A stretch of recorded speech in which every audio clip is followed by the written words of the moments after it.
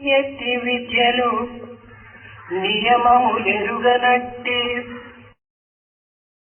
పక్షి జాతులు పశువులు పరమమైన నియమమును చూచి ఆశించ నిర్విజుండ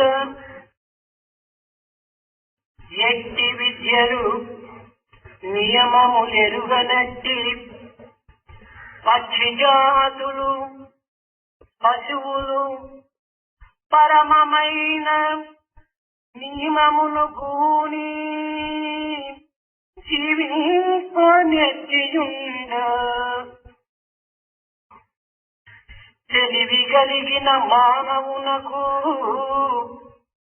తెలివి కలిగిన మనుజుడి తెలివి తప్పి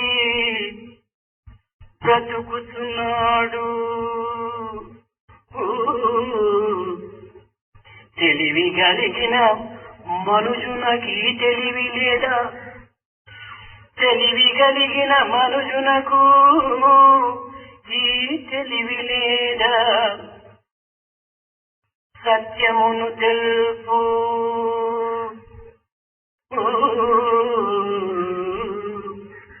సత్యమును తెలుపు బాట ఈ సాయి మాట. సత్యమును తెలుపు బాట ఈ సాయి మాట. The world of birds, the world of animals, and the like have no formal education whatsoever, have no knowledge of basic rules that ought to govern their life. Nevertheless, they seek to reach the dizzy heights of their own existence. They aspire to learn and know in a spontaneous way their goal and destination. As against this, what of man?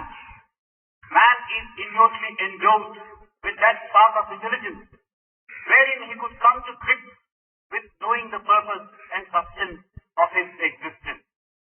But you find that man has lost track of himself. Does he not have this intelligence to know that he has lost track of what he should achieve? This is the path of truth contained in the word of Sai. ఈచ్చు రసము కన్నా ద్రాక్షారసము కన్నా ఈచ్చు రసము కన్నా ద్రాక్షారసము కన్నా పువ్వు కన్నా పాప నవ్వు కన్నా పువ్వు కన్నా పాప నవ్వు కన్నా మధుర మోహనములు శ్రీ సాయి పలుకులు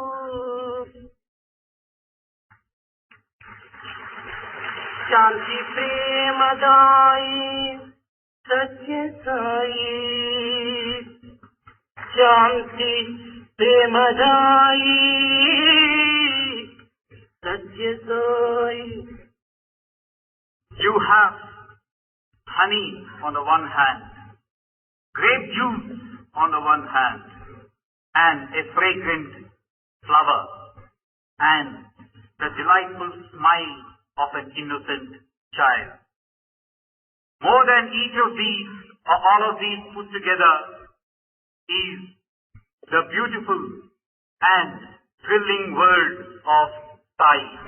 The word of Sai is far more beautiful to hear and more melodious than any of these or all of these put together. This is Satya Sai, who confers on you Shanti, peace, and Prema, love.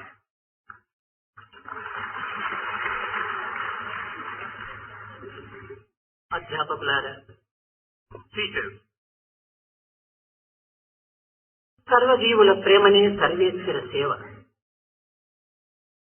service of God consists in having love towards all forms of life.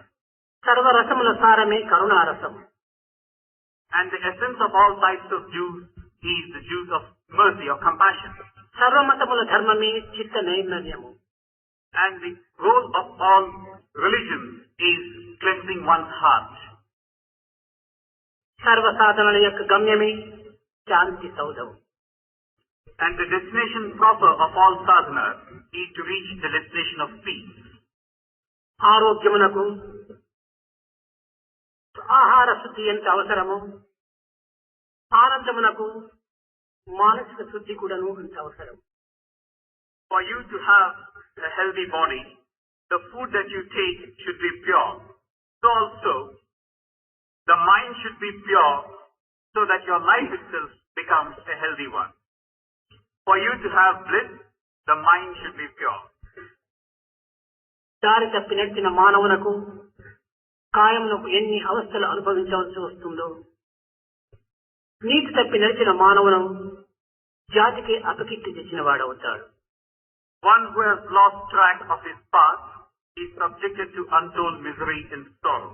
So also one who has lost track of his character brings his entire race into disrepute. బయటనున్న మలినమైన గుంట కంటే మనసునందు మాలిన్యము చేర్చుకున్న మానవుడు జాతికి అతి కీడును నొచ్చగలడు.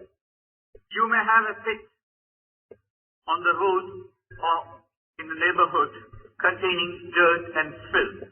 Compared to this, a mind which is full of dirt and filth is more dangerous and hazardous. మానసిక నైర్మల్యమే దివ్యత్వమునకు రాజబాట అనేటువంటి సత్యాన్ని ప్రప్రథమంలో గుర్తించవలసినటువంటి విషయం. At the very outset, understand the truth that it's the purity of mind which is the right royal way to salvation. శాస్త్రములు చదివినంత మాత్రమున శాస్త్రజ్ఞుడు కాలేడు. Merely getting to know a few scriptures or scholarship thereof does not mean that you have become an evolved soul. వేదములను వర్ణించినంత మాత్రమున వేదాంతి కాలేడు. And merely going through the Vedas does not mean you have become a Vedanti. యాత్రలను తీర్థయాత్రలను చనిపినంత మాత్రమున తాను పవిత్రుడు కాలేడు. Undertaking pilgrimages, visiting pilgrim centers does not render you pure and sacred. అహంకార నిర్మూలము గావించుకున్నటువంటి వ్యక్తికి అన్ని ప్రాప్తులు కూడాను లభిస్తాయి. One who has been able to eliminate the ego, such a person becomes deserving of getting benefit. దైవము సర్వవ్యాపి అయినప్పటికీ, సర్వాంతర్యామి అయినప్పటికీ మానవుని యొక్క రాగద్వేషములను పురస్కరించుకొని దైవం యొక్క ఫలితములను తాను అందుకొనుటకు అర్హుడుగా ఉంటాడు. God, of course, is omnipresent, omniscient, and omnipotent, all right. But man, in tune with his own mental makeup, in tune with his own behavioral pattern, becomes deserving or otherwise of securing what God has to give him. చిత్తశుద్ధి ఏనాడు లభించునో ఆనాడే జ్ఞాన సిద్ధి కూడాను లభిస్తుంది. When he has purity of heart, that will be the moment for him to receive gnana. యువకులైనటువంటి వ్యక్తులు తాము కండబలమును గుండెబలమును ఆధారం చేసుకొని కన్ను మిన్ను గానక ప్రవర్తించుతూ తన యొక్క హృదయం నిండుకు రాగద్వేషములతోని తాండవ మాడింపజేసుకున్నటువంటి సమయమున దైవత్వము అతి దూరంగా ఉంటుంది. At a point of time when a person is young, he tends to pride himself on the physical strength that he has, on the health that he enjoys, on the possessions that he enjoys. He knows no bounds. He is all the while tuned in to these two twin aspects, attachment and hatred. In such a case, he gets far removed from God. కనుకనే శాస్త్రము కూడాను యువకులను చూసి దైవం 20 అడుగులు దూరంగా ఉంటుంటాడట. That's why the Shastras have said, God keeps a safe distance of 20 feet away from youngsters or youth. నిజమైన సర్వసంగ పరిత్యాగులైన సాధువులకు 2 అడుగులు దూరంగా ఉంటాడట. And by the same token, those, the true aspirants, the seekers of truth, God is a mere 2 feet away. అహంకార నిర్మూలన గావించుకున్నటువంటి వ్యక్తికి హృదయం నందే నివసించి ఉంటాడట. And for a person who has eliminated his ego, God resides in his very heart. కనుకనే భగవంతునికి మునిమానస సంచారి అనేటువంటి యొక్క సార్థక నామము ఈ అహంకార నిర్మూలన గావించుకున్నటువంటి వ్యక్తుల యొక్క హృదయమే అనేటువంటిది స్పష్టమవుతున్నది. So when you address God as Munimanasa Sanchari, one who resides in the heart of the evolved one, this is the true meaning of it. Whosoever has eliminated his ego, God goes and resides in his heart. నిజముగా లోకములో ఈ విధమైనటువంటి యొక్క వైరాగ్యం కలిగినటువంటి వ్యక్తులు ఉన్నారా అనేటువంటి సందేహం కలుగక తప్పదు. Now you might get a doubt, in the present day world, do we really have such people of intense detachment love? లేకపోలేదు. Certainly there are a few. 10 మంది దుర్మార్గుల మధ్య ఒక్కడైనా సన్మార్గుడు ఉంటాడు. In the midst of 10 evil ones, you can find one noble one. 10 మంది సన్మార్గుల మధ్య ఒక దైవప్రియుడు ఉంటాడు. And out of these 10 noble persons, you could have one who has intense 10 మంది love for God, దైవప్రియుల మధ్య ఒక దైవారాధకుడు ఉంటాడు. who has intense love for God. And out of 10 such people who love God, one is there who worships God 10 intensely. మంది దైవారాధకుల మధ్య ఒక్క దైవదర్శకుడు ఉంటాడు. And in the midst of these 10 who worship God, there is one who has come face to face with God. 10 మంది దైవదర్శకుల మధ్య ఒక సర్వసంగ పరిత్యాగి ఉంటాడు. And out of 10 such people who have seen, visualized God, there is one who has renounced everything, who has detached everything. త్యాగమనగా వైరాగ్యమనగా కేవలం ఆలు బిడ్డలను వీడి ఆస్తిపాస్తులను వీడి అరణ్యమును నివసించడం కాదు. Sacrifice and detachment or renunciation does not mean leave behind your wife and children, your material possessions and wealth. స్థూలము జడమనియు That which is gross is inert. సూక్ష్మము ప్రతిబింబమనియు That which is subtle is like the image. కారణము మాయనియు And the cause is the Maya. మహాకారణమే దైవత్వమనియు గుర్తించినటువంటి వ్యక్తియే నిజమైన వైరాగ్యములకు అర్హుడు. And there is this Mahakaya, the one who comes to grips with this, who recognizes Mahakaya as God himself. A person who has come to know all this is verily close to God. దేహము కేవలము నీటి బుడగ వంటిది. The body is merely a bubble of water. మనసు కేవలము ఒక విధమైనటువంటి యొక్క పిచ్చి పట్టిన కోతి వంటిది. The mind is like a mad monkey. ఈ రెండింటినీ అనుసరించడం చేతనే మానవుడు అనేక దుఃఖములకు గురి అవుతున్నాడు. Because man follows the dictates of the body and the mind, he suffers in the process. అయితే మనస్తత్వమును దివ్యోత్తమైనటువంటి యొక్క భగవత్ చింతన చేత సరైన మార్గంలోకి తెప్పించి తద్వారా సత్స్వరూపాన్ని దర్శించడానికి ప్రయత్నించవచ్చు. But the mind can be made to turn a new leaf if it were to concentrate on God, and it can get transformed in the process. ఇలాంటి పవిత్రమైనటువంటి దివ్యత్వమునకు తన హృదయమే ప్రధానమైనటువంటి నిలయం అనేటువంటి సత్యాన్ని కూడా మనం గుర్తించాలి. Once a person aspires to secure this state, he should understand that heart of his is a very sacred place. మానవుడు కేవలం స్థూలమైనటువంటి దేహ స్వరూపుడు మాత్రమే కాదు. Man has not to be equated with this physical body. దీనికి ఒక చిన్న ఉదాహరణ. Here is a small example. మనము పుట్టినప్పటి నుంచి ఎన్నియో పర్వతములు, ఎన్నియో పట్టణములు, ఎన్నియో అడవులు, ఎన్నియో దృశ్యములు మనం చూస్తూ వచ్చాము. Ever since we were born, we have visualized or seen things like mountains, cities, jungles, forests and the like. కానీ ఈ పర్వతములు, ఈ నదులు, ఈ యొక్క అడవులు మహా విశాలమైనటువంటివిగా ఉంటున్నాయి. Out of these, the mountains, the rivers and these forests, they are widespread. ఇవన్నీను కేవలం ఏదో బయట ప్రపంచమునందు చూసినట్టుగా మనం భావిస్తున్నాం. But then we begin to feel that we have seen them in this outward world as such. నీవు చూసినటువంటి దృశ్యములన్నీ కూడా నువ్వు కన్నులు మూసి విచారించినప్పుడు ఆ పర్వతములు, ఆ ఆకాశము, ఆ నక్షత్రములు, ఆ సూర్యచంద్రాదులు, ఆ అడవులు అన్నీ కూడాను నీలోనే ఇమిడి ఉండినట్టుగా నీవు చూడవచ్చు. Now supposing you were to close your eyes and then you start looking at the very same things again. The sun, the stars, the moon, the mountains and the forest. All of them come to you even though you have closed your eyes. నిజముగా నీ యొక్క దేశం యొక్క ప్రమాణము 5 అడుగుల 8 ఇంచులు 10 ఇంచులు ఉండవచ్చును. Your body might possibly measure a height of 5 feet 8 inches or 10 inches at best. కానీ ఇంత పెద్ద పర్వతములు, ఇంత అగాధమైన ఆకాశము, ఇంత అగమ్యమైనటువంటి నక్షత్రములు, సూర్యచంద్రాదులు నీలో నిలిచినాయంటే నీవు ఎంత విశాలమైనటువంటి ఒక స్వరూపుడు.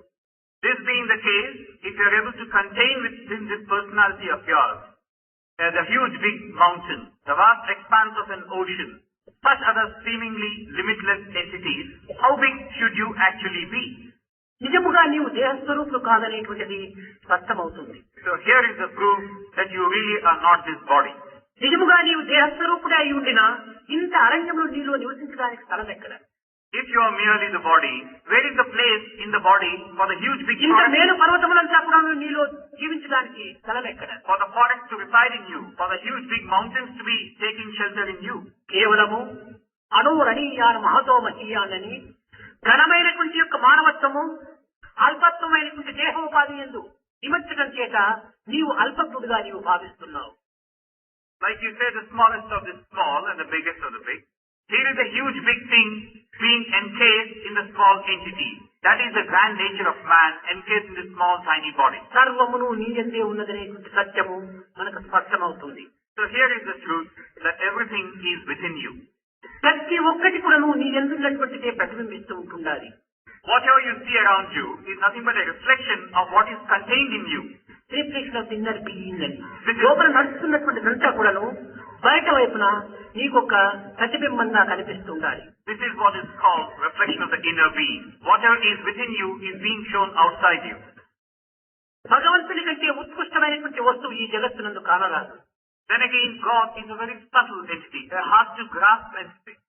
ఏ గొప్ప వస్తువుని మనం భావించినప్పటికీ ఆ వస్తువు భగవంతుని కంటే తక్కువైనటువంటిదే కానీ ఎక్కువైనటువంటిది కానీ లేక సరిసమానమైనటువంటిది కానీ కాదు. You might say that you are able to secure possession of this or that, but whatever be its description, this can never compare with God and God's majesty. మణిపూసల మధ్యలో దారము చేరినట్లుగా ఈ సమస్త స్వరూపమైనటువంటి జగత్తునందు కూడాను దైవత్వం అనేటువంటి సూత్రము చేరి ఉంటున్నది. You have got this garland of diamonds of pearls. Passing through them is the thread. So also passing through all that you see around you is the thread of God, unseen. ఈ సూత్రమే లేకుండినా ఈ మణులు నిల్చుటకు వీలు లేదు. Without this thread, the beads cannot hold their place. అయితే మణులు మాత్రమే మనం చూస్తున్నామే కానీ అంతర్రూపం లోపల ప్రసరింపజేసినటువంటి యొక్క ఈ సూత్రం మాత్రం మనం గుర్తించడానికి ప్రయత్నించడం లేదు. We are able to see these precious stones, but not the thread which holds them together. దీనిని విచారించుటకు కొన్ని విధమైన సాధనలు సరిపినప్పుడే ఈ యొక్క సూత్రం మనకు అర్థమవుతుంది. We can certainly understand the purpose and significance of this thread only through the medium of sadhana. ప్రతి మానవుని యందు కూడాను తాను సాక్షిభూతుడై తాను సంకల్ప సహితుడై సర్వత్రా జీవించి ఉండినట్టుగా తాను నిరూపిస్తూ ఉన్నాడు. In every individual, he resides as the witness proper, as the one who motivates the actions, as the one who goads man on. ఈ నిత్యత్వమైనటువంటి దివ్యత్వము ఏనాటికి మారునటువంటిది కాదు. This is something which is permanent, changeless. మనము సినిమా చూచుటకై వెళ్తుంటారు. For instance, now, we go to see a cinema. చూచుటకై వెళ్ళినటువంటి వ్యక్తులు ఈ యొక్క తెరను ఏమాత్రము చూడరు. Now those who are seeing the cinema, they cannot see the screen. ఈ పోయిన వ్యక్తులు బొమ్మలను మాత్రమే చూచుటకు ప్రయత్నిస్తుంటారు. So those who go to see a cinema are actually making an attempt to see the figures on the screen. అయితే ఈ యొక్క తెర ఆధారం లేకుండా బొమ్మలు మాత్రం కనిపించవు. But without the support of the screen, the figures have no place. అయినా ఈ మానవుడు ఆధారమైనటువంటి యొక్క తెరను ఏమాత్రము గుర్తించుకొనక ఆధేయమై వచ్చిపోయేటువంటి బొమ్మల యొక్క చరిత్రను మాత్రమే గుర్తిస్తూ ఉంటాడు. In the same manner, man is not aware of the screen, which is actually the support for all that goes on around him. He looks at what's going on, not at the screen proper. అదే విధముగానే ఆధారమైనటువంటి యొక్క దైవత్వం పైననే ఈ సృష్టి స్థితి లయములైనటువంటి బొమ్మలు అనేక విధములుగా చరిత్రను సృష్టిస్తూ వస్తున్నాయి. In the same manner, God is the basis and support proper, over which this drama of creation, sustenance and dissolution is taking place. ఈ జనన మరణాదుల యొక్క మధ్య ఉన్నటువంటి యొక్క కష్ట నష్టముల యొక్క తత్వములను మాత్రమే గుర్తిస్తున్నామే కానీ ఈ అన్నింటికి ఆధారమైనటువంటి యొక్క ధర ఏమిటి అనేటువంటి దానిని ఎవరు కూడా విచారించడం లేదు. And as this process goes on, we are conversant and know things like suffering, joy, gain, loss. But we do not know the basis of it all.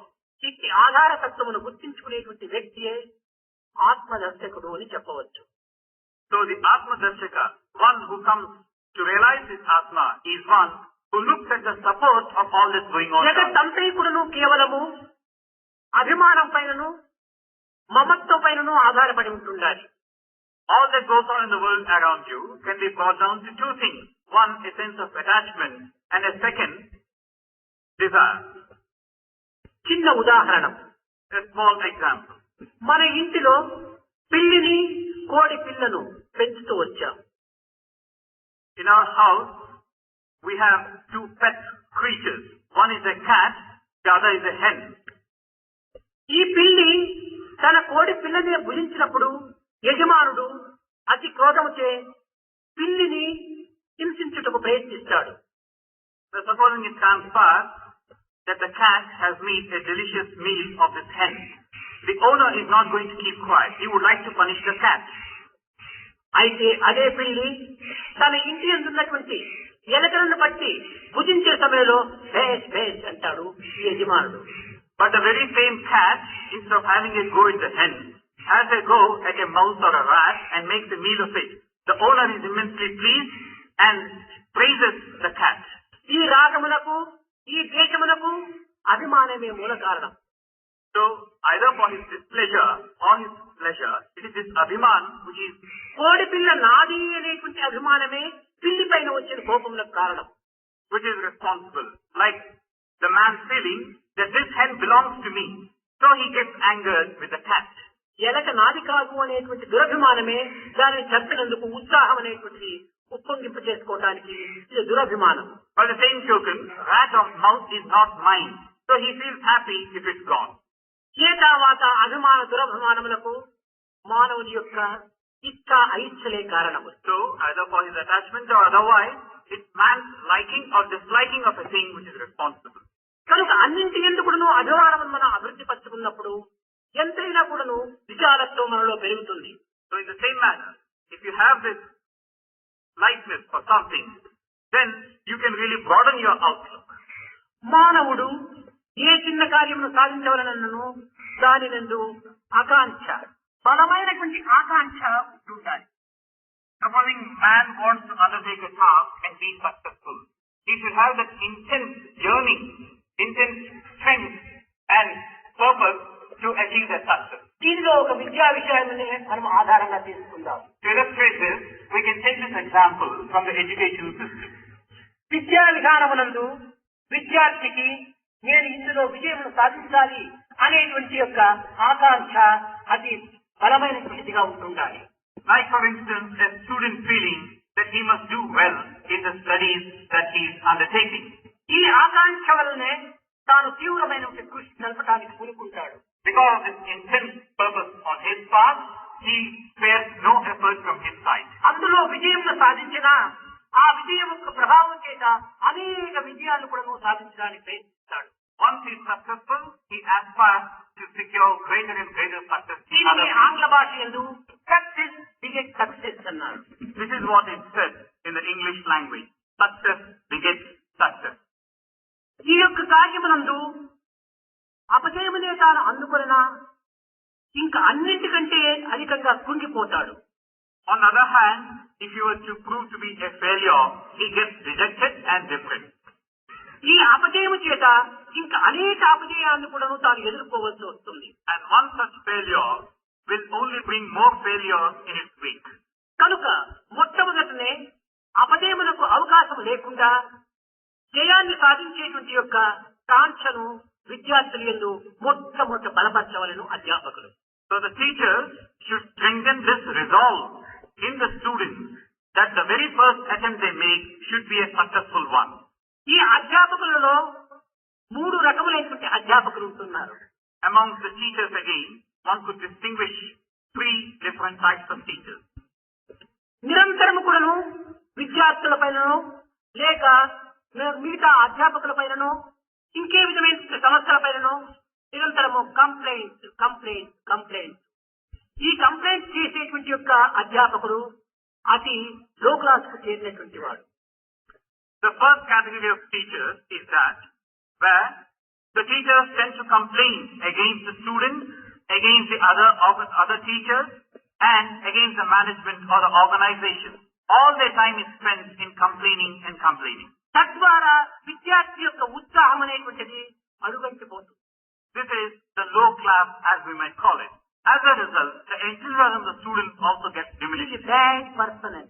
This person is a bad one. That is their opinion, the student's opinion. ఇంకా రెండవ అధ్యాపకుడు ఎట్లాంటి వాడంటే explain చేస్తూ వస్తుంటాడు. ప్రతి విషయాన్ని కూడా చాలా వివరంగా వివరించి అనేక విధములుగా ఈ విద్యార్థులకు బోధిస్తుంటాడు. The second type of teachers are those who make all attempts to explain again and again and try and make the students understand a thing in the best possible way. తద్వారా విద్యార్థికి కొంతవరకును బలం ఏర్పడి తాను మున్ముందుకు పోవడానికి ప్రయత్నిస్తాడు. So the students also get strengthened in their resolve and they make an attempt to move forward. మూడవ తరగతికి చెందినటువంటి యొక్క అధ్యాపకుడు ఇన్స్పైర్ గా చెప్తాడు. The third type of teachers are those who inspire the students. ఈ విధమైనటువంటి ఇన్స్పైర్ టీచర్ అనేటువంటి వారి వల్ల విద్యార్థి ఎట్టివాడైనా కూడాను ఉన్నత స్థాయికి చేరడానికి గురువుతలుగుతాడు. So if you have a teacher who inspires us, never mind the credentials of the student, any student under his tutelage will make an attempt to come to the highest level possible. మీరు explain చేసే teachers అయినా కాండి, లేక inspire చేసేటువంటి teachers అయినా కాండి, కానీ complaint చేసే టీచర్స్ మాత్రం కారాదు. So as far as you are concerned, see if you can become the teachers who explain, or better still, the teachers who inspire. But for heaven's sake, don't become teachers who complain. Inspire చేసేటువంటి teachers గా మనం తయారైనప్పుడు ఎలాంటి నిరుత్సాహములకు గురి అయినటువంటి విద్యార్థినైనా కూడాను ఉత్సాహంతో ఉన్నత స్థాయిలో విజయాన్ని సాధించేటువంటి యొక్క వీరుడిగా మనం తయారు చేయొచ్చు. If we are the teachers who inspire, the student could be in a state of depression. He is one who is a fatalist. But still we can bring him up from that level of rejection and make him outstandingly successful. కనుక మొట్టమొదట విద్యార్థికి ఈ విజయం పైన తీవ్రమైన బలమైన ఆకాంక్షను కలిగించేటువంటి వారిగా తయారు కావాలి. So what you must now become such that you inspire and make the students achieve the highest degree of success. రెండోది ఉత్తమమైన ఉన్నతమైన ఒక విధమైన పోలికలు పిల్లలలో అభివృద్ధి పరచాలి. And after this comes this other aspect. Try and show a lofty ideal or aim to the student. పిల్లల యందు పెద్దలను చూచి వారి ఆదర్శాలను అందుకోవటము ఇది సహజమైన వాడుక. Now it's a commonplace thing. The students tend to imbibe by their observation of the teachers. అయితే తనకంటే అధమమైనటువంటి యొక్క పిల్లలను అనుసరించడం కానీ ఒక విధమైనటువంటి యొక్క ఆదర్శంగా తీసుకోవటం కానీ ఉండకూడదు. But it should not be a case of having as an ideal who is inferior to oneself. పోలికలు తనకంటే ఉన్నత స్థాయిలో ఉండేటువంటి వారితో పోలికలు చేసుకోవటాన్ని పిల్లలకు నేర్పాలి. Now you must try and inculcate this sense in the students that they begin to compare themselves with someone who is superior to him. విద్యారంగంలో కానీ లేక రాజ్య పరిపాలన యందు కానీ లేక ఆధ్యాత్మిక రంగమునందు కానీ ఇంకే వైజ్ఞానిక రంగమునందు కానీ లోకములో ఒక విధమైన ఉత్తమ పేరును ఆర్జించి ఆదర్శవంతమైనటువంటి యొక్క వ్యక్తులుగా తయారైనటువంటి వారి యొక్క చింతనను పిల్లలను అభివృద్ధి పరచాలి. There are such outstanding personalities who have made their marks in the fields of education, in the political arena, in the spiritual domain, in the scientific sphere. Try and show such ideals to the students so that they think constantly of such people. Science లో Einstein మహా ఉత్తముడు. For instance, if you look at science, Einstein is an outstanding person.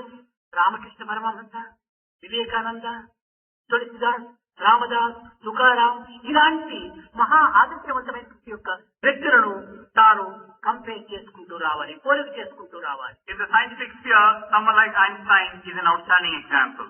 In the spiritual domain, you have people like Ramakrishna Paramahamsa, Vivekananda, Tulsidas, Tukaram, and such other illustrious ones. రాజకీయ రంగమునందు దేశం యొక్క దాస్యత్వాన్ని దూరము గావించి దివ్యమైనటువంటి యొక్క తన స్వతంత్రమైనటువంటి దేశంగా ప్రాప్తి చేసేందుకు గాంధీ అనేక విధములైనటువంటి పాట్లు పడ్డాడు.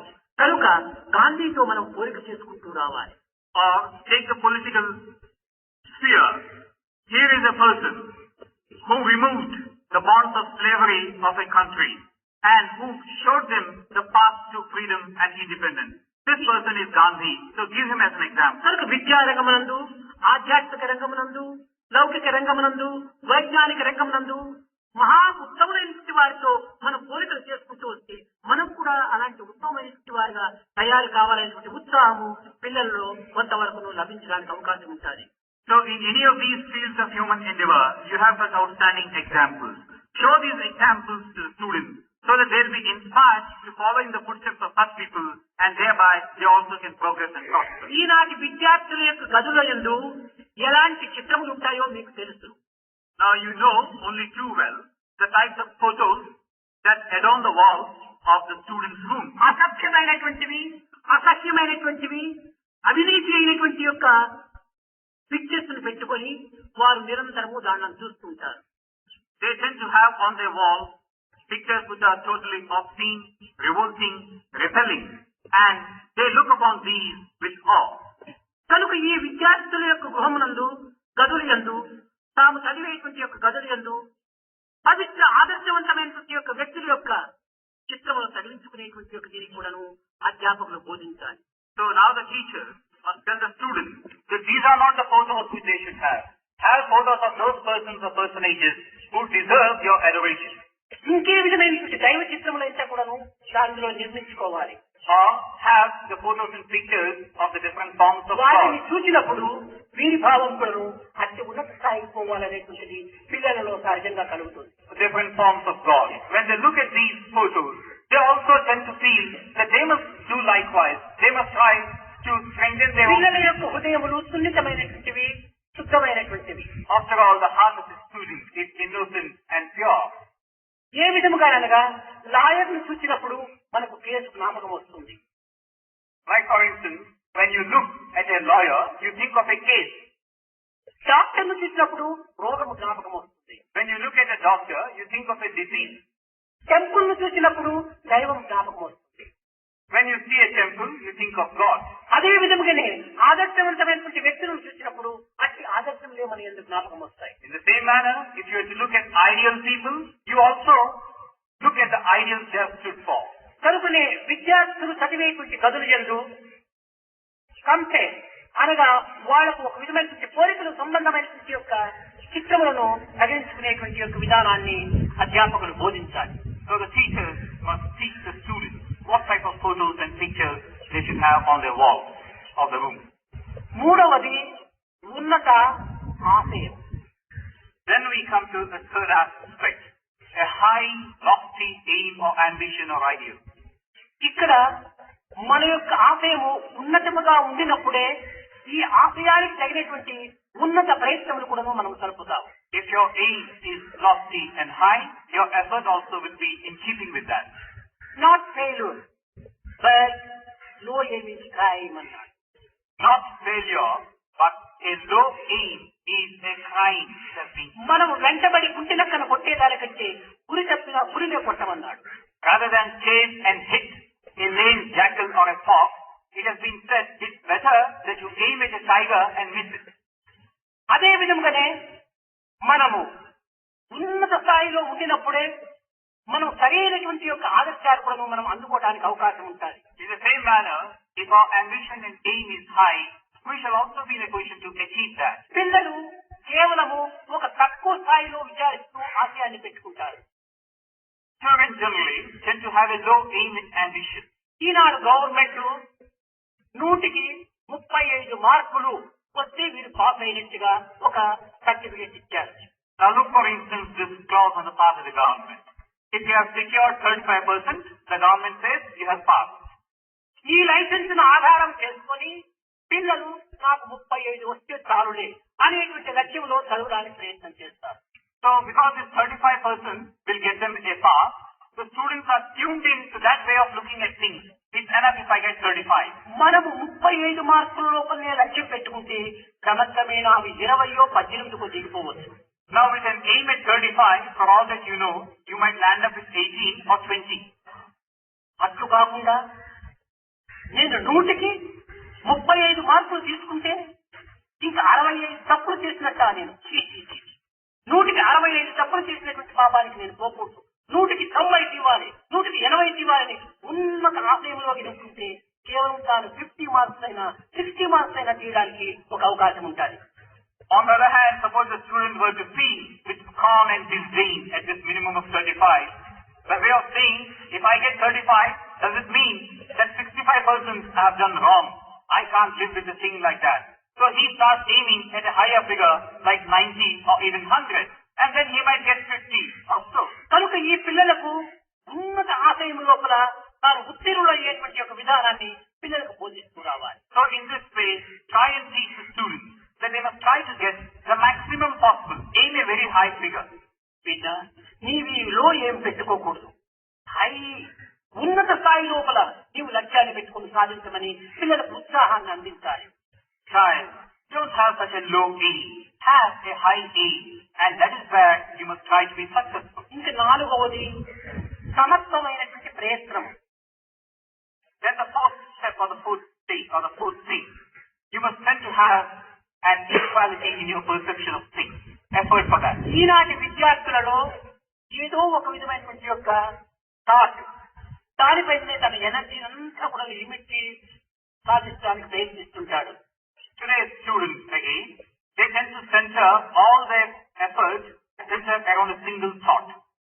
ఒక్కొక్క వ్యక్తి తమ యొక్క ఆత్మశక్తిని ఒక్కొక్క మార్గంలోనే కొంతవరకును ప్రయత్నపూర్వకంగా సాధించడానికి పూనుకుంటాడు. A certain individual diverts all his innate strength and purpose to achieving one particular thing. ఒకరు సైన్స్ నందు, ఒకరు ఆర్ట్స్ నందు, ఒకరు కామర్స్ నందు, ఒకరు పెయింట్ నందు, ఒకరు సంగీతం నందు, మరొక సాహిత్యం నందు, ఈ విధంగా తన ఉన్నటువంటి శక్తినంతా కూడాను ఒక్కొక్క దీని యందు స్పెషలైజ్ చేయడానికి పూనుకుంటారు. Like each individual trying to seek perfection in his chosen field, like science, art, commerce, painting, music, or literature. మీకు ఈనాటి డాక్టర్ల యొక్క సంగతి మీకు తెలుసును. Now you know only too well the type of doctors that we have today. ఈ డాక్టర్లు ఏం చేస్తున్నారు ఇప్పుడు అంటే దేహాలను ముక్కలు ముక్కలు ముక్కలు ముక్కలు చేస్తున్నారు. What are the doctors doing? They tend to cut the body into bits and bits. ఒక డాక్టరు హార్ట్ స్పెషలైజ్ చేస్తున్నాడు. Like one doctor specializing in the field of the heart heart. పైనే లక్ష్యం పెట్టుకుంటే మిగతా దేహం కదా ఏమిటి? He specializes on the heart proper. What about the rest of it? ఇంకొకడు బ్లడ్ స్పెషలైజ్ చేస్తున్నాడు. A second doctor specializes in the blood. హార్టే లేకపోతే బ్లడ్ స్పెషలైజ్ చేసే ప్రయోజనం ఏమిటి? Now you don't look at the heart, you want to specialize in the blood. ఇంకొకడు bone specialise చేస్తున్నాడు. Then you have a third one specializing in the bone, perfection of the bone. మరొకడు brain specialise చేస్తున్నాడు. A fourth one, the brain part of it. ఈ specialise అనటం వల్ల ఏమైపోతుంది? దేహాన్నంతా ముక్కలు చేసి కేవలం జీవితమే లేకుండా చేస్తున్నారు. In this sort of specialization, what they are really doing is cutting down the body into bits and bits and no meaning at all to it. అదే విధంగా ఈనాటి విద్యార్థులు కూడాను ఇంజనీరింగ్ పోవాలి, మ్యాథమెటిక్స్ ప్రధానము, దానిపైన లక్ష్యం పెడుతున్నారు. In the same manner, the students of today, I want to study engineering, so mathematics is the subject I must do. Medical కి పోవాలి, ఫిజిక్స్ బయాలజీ కావాలి నాకు అని దానిపైనే ఒక స్పెషలైజ్ చేస్తున్నారు. Or I want to go to the medical field, so maybe physics and biology is what I must study. ఈ విధంగా చేస్తే దాని ఉత్తీర్ణుడు ఎట్లా కాగలడు? Now, if this is the purpose, how can he be successful in the true sense? ఒక చిన్న ఉదాహరణ. Here again, a small example. పాత్రలో నీరన్నీ కారిపోవాలంటే 10 చిల్లులు పట్టనక్కర్లేదు, ఒక్క చిల్లు ఉంటే చాలు కారిపోతుంది. If the water contained in a container has to be drained off, you don't have to drill 10 holes. One hole would do. నీకు 3 సబ్జెక్టులు తీసుకున్నావు, PCM అంటావు, ఫిజిక్స్, కెమిస్ట్రీ, మ్యాథమెటిక్స్ అంటావు.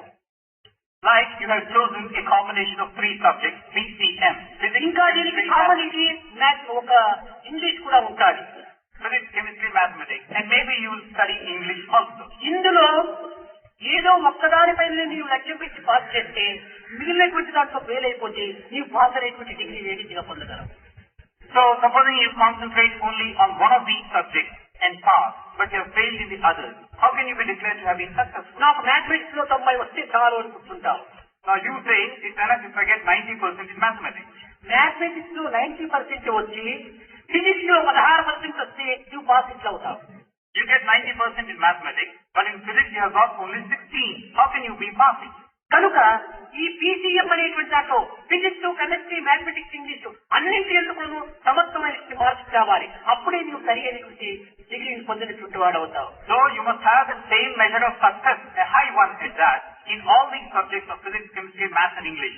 Then you will be declared to have been successful. అదే విధంగానే విద్యార్థులకు మనం సమర్థమైనటువంటి ఏమిటి, గృహమునందు కానీ, సమాజమునందు కానీ, బజారునందు కానీ, మార్కెట్ నందు కానీ, స్కూల్ నందు కానీ, హాస్టల్ నందు కానీ నీవు సమర్థమైనటువంటి డిసిప్లిన్ అనుసరించాలి అనేటువంటి బోధను విద్యార్థులకు బోధిస్తూ రావాలి. This is the equality of purpose that you must get. In the same manner, the students have to be told, wherever they are moving, be it in the house, in the marketplace, in the bazaar, in the hostel, they should have a certain way of behaving themselves. అన్ని సబ్జెక్టులు ఎందుకు కూడాను ఉన్నత శ్రేణిలో ఉత్తీర్ణుడయ్యేటువంటి దానికి తగిన ఉత్సాహాన్ని పోషించాలి. Bound to a certain discipline as such. In all the subjects, you must achieve the same success. That's important. ఈ విధంగా కాకుండా ఏదో ఒక సబ్జెక్టు నందు మాత్రమే మనం అధికంగా బోధిస్తే ఈ పిల్లవాడు ఉన్నత స్థాయిని అందుకోలేడు. Rather than this, supposing we tell the chap that he can pass just one outstandingly, అన్ని సబ్జెక్టులు ఎందును తమ యొక్క భావమును సమర్థంగా విభజిస్తూ రావాలి. and he can forget the rest, it doesn't serve any purpose. What you must tell him is, all subjects need to be treated on the same footing. ఇంకా 5వది జ్ఞాపక శక్తి. Now we come to the 5th of these things, memory power. ఈ జ్ఞాపక శక్తి అనేక విధములుగా చదివినప్పటికీ మాకు జ్ఞాపక శక్తి ఉండటం లేదని చాలా మంది విద్యార్థులు అడుక్కుంటుంటారు. Students tend to ask or say, however we might try, we're not able to retain things in our memory.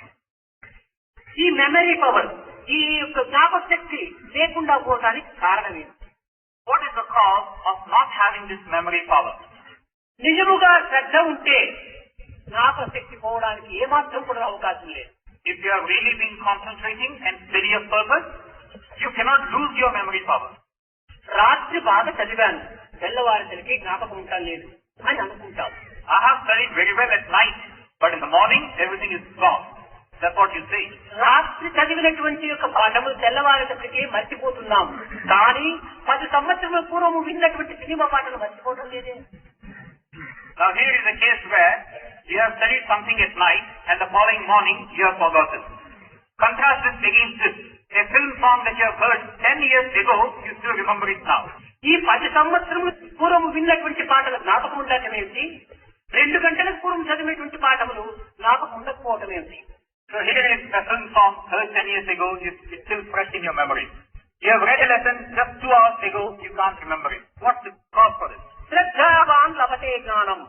శ్రద్ధను అభివృద్ధి పరిచినప్పుడు అన్ని మనకు జ్ఞాపకంగానే ఉంటాయి. When you foster and nourish that one-pointedness, that firm resolve in you, you can certainly secure anything.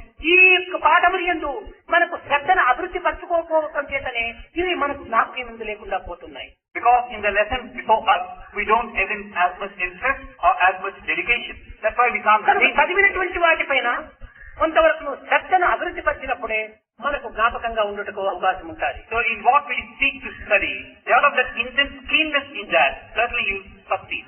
నిజంగా పరీక్షల యందు పిల్లలు కొన్ని విధమైనటువంటి అపజయాన్ని అందుకోవడానికి అనేక విధమైనటువంటి కారణాలు ఉంటున్నాయి. Now there are quite a few causes for students to be unsuccessful in the examination. మనము పరీక్షల కోసమని రాత్రంతా టీనో కాఫీనో తాగి శ్రమపడి చదువుతున్నాం. For the sake of the examination, we do study even at this, by way of taking tea and coffee in the ఇందులో అతి సూక్ష్మమైనటువంటి రహస్యాన్ని మనం గుర్తించాలి. Now here is a subtle truth that we must understand. మనము గృహములో చదువుతున్నాము. We are studying in the house. Examination హాల్లో మనం చదువుతున్నామా, రాస్తున్నామా? In the exam hall, are we writing or are we reading or studying? We are writing. కనుకనే ఆ రాసేటువంటి అభ్యాసము మన ఇంటిలో కూడా రాయటం అనేటువంటి అభ్యాసం చేసుకోవాలి. So because you have to write in the exam hall, you must practice writing in the house.